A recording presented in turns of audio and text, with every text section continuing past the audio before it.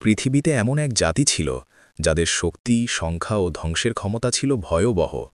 আল্লাহ নিজ হাতে তাদের আটক করে দিয়েছেন এক প্রাচীরের পেছনে। তারা কারা? তারা কবে বের হবে? আর জুলকারনাইন কি ছিলেন, যিনি সেই প্রাচীর নির্মাণ করেছিলেন? আজ আমরা শুনব কুরআন ও সহি হাদিসের আলোকে। সূরা আল কাহফের আয়াত ৯৪ আল্লাহ তাআলা বলেন, তারা বলল, হে জুলকারনাইন, ইয়াজুজ ও মাজুজ পৃথিবীতে ফসাদ সৃষ্টি করছে।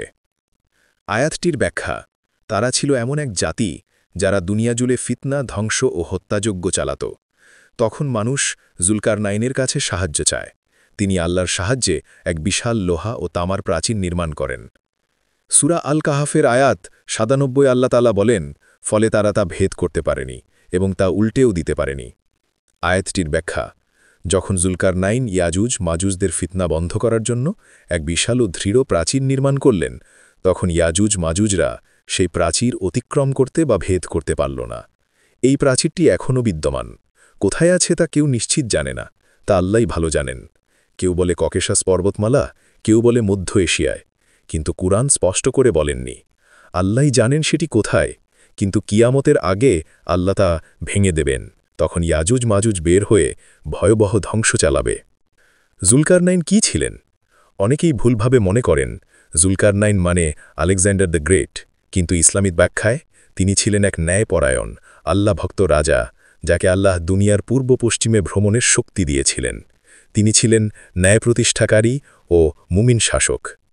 ইয়াজুজ মাজুজে তারা ছিলেন আদম আলাইহিসসালামের বংশধর, কিন্তু এক বিশেষ জাতি যারা অত্যন্ত শক্তিশালী, বিশাল, সংখ্যা এবং ধ্বংসাত্মক প্রকৃতির। রাসূলুল্লাহ সাল্লাল্লাহু আলাইহি ওয়াসাল্লাম বলেছেন, আল্লাহ বলবেন, হে আদম। আদম আলাইহিসসালাম বলবেন, হে আমার রব, আমি হাজির, আমি আপনার আদেশের অপেক্ষায় আছি। আল্লাহ বলবেন, ইয়াজুজ ও মাজুজকে বের করো। আদম আলাইহিসসালাম বলবেন, হে রব, কাদের মধ্য থেকে বের করব?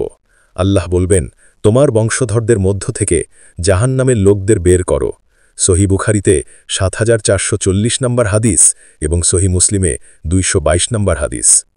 এই কথোপকথনটি কিয়ামতের দিনের প্রথম দিকের ঘটনা। যখন সবাই সমবেত হবে, তখন আল্লাহ তাআলা আদম আলাইহিসসালামকে নির্দেশ দেবেন তার বংশধরদের মধ্য থেকে জাহান্নামের জন্য নির্ধারিত একটি অংশ আলাদা করতে। ইয়াজুজ মাজুজকে বের করো, এর মানে কি?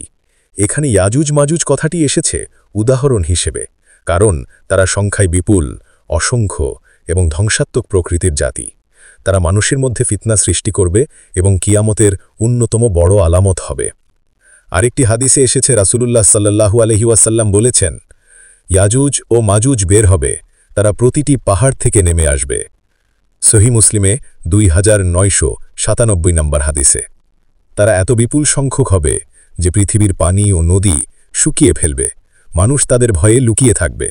তারা বলবে, আমরা পৃথিবীর লোকদের হত্যা করেছি, এবার আকাশের লোকদেরও হত্যা করব। ঈসা আলাইহিসসালাম ও ইয়াজুজ মাজুজের শেষ সময়। আল্লাহ ঈসা আলাইহিসসালাম ও তার অনুসারীদের তুর পাহাড়ে আশ্রয় নিতে বলবেন। যখন তারা পুরো পৃথিবী ভরিয়ে ফেলবে, তখন আল্লাহ তাদের ঘাড়ে এক বিশেষ কীট বা রোগ পাঠাবেন, যার মাধ্যমে সবাই মারা যাবে। এরপর ঈসা আলাইহিসসালাম ও তার সঙ্গীরা নিচে নেমে দেখবেন পৃথিবী তাদের মৃতদেহে ভরে গেছে। আল্লাহ এক বৃষ্টি পাঠাবেন যা পৃথিবীকে পরিশুদ্ধ করবেন। ভাই ও বোনেরা, আল্লাহ আমাদের এই সব ঘটনার জ্ঞান দিয়েছেন ভয় দেখানোর জন্য নয়, বরং যাতে আমরা ঈমান শক্ত রাখি, নামাজে স্থির থাকি আর কিয়ামতের জন্য প্রস্তুত হই। আল্লাহ আমাদের সবাইকে হিদায়াত দান করুন। আমিন।